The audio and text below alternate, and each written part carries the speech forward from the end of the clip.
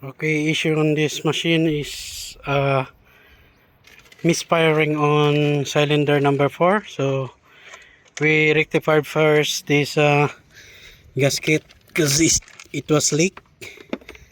And here, see that? The oil will go in there in the spark plug, and maybe that's the problem why, that's the cause of problem why this spark got some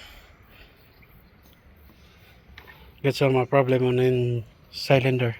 But anyway, after fixing it, cleaning it and put it back, we will also replacing a new spark plug. And then after that we have another try, and if still we're going to perform this injector cleaner and clean all the injector and then scan and see how it goes. And yeah, that's it.